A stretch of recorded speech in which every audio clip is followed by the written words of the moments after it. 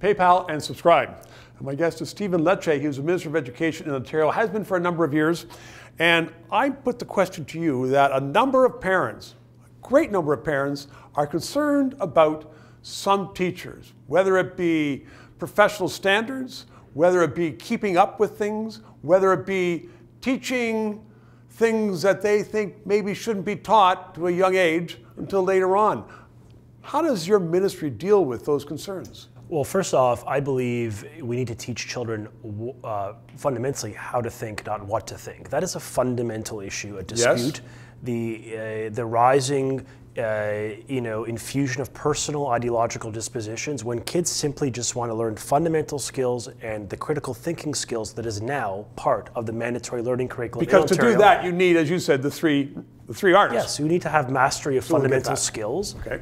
Build self-confidence to be able to debate civilly, to exchange, to learn, to feel uncomfortable. I mean, the nature of the academy is to exchange ideas and to learn from each other, not to impose ideologies or values from one onto another. And so, I'm a big believer in democracy and democratic principles. So we believe in it so much that I now codified it in the new language curriculum. That's a really important part. But I think broadly, when you're in front of a child, you're young, you're impressionable, you bring a great deal of, I think, a great sense of optimism with you.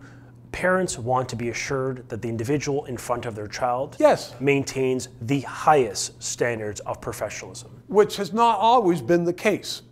I mean, I remember my teachers 100 years ago, both teachers and professors, I always was able to look up to them and learn from them and be critical and debate. But there seems to be a lot of, the word you used was ideology there, that sometimes squeaks in.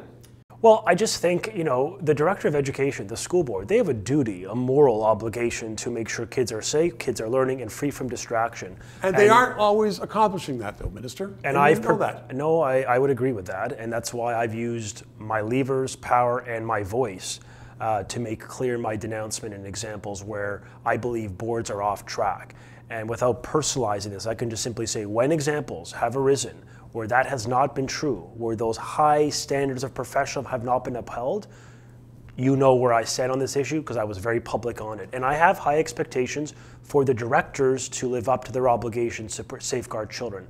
And I will, to build upon that, I just passed a bill, Bill 98, the Better Schools and Student Outcomes Act, an item we discussed today, that actually now creates binding accountability on school boards and creates accountability on the directors to actually fulfill their mission, which is about academic achievement. And so yes, we do believe that is important, and I believe it so much so that I made it part of the law, that we have powers, levers, accountability to say to school boards, get back to basics, and frankly listen to the voices of parents in Ontario.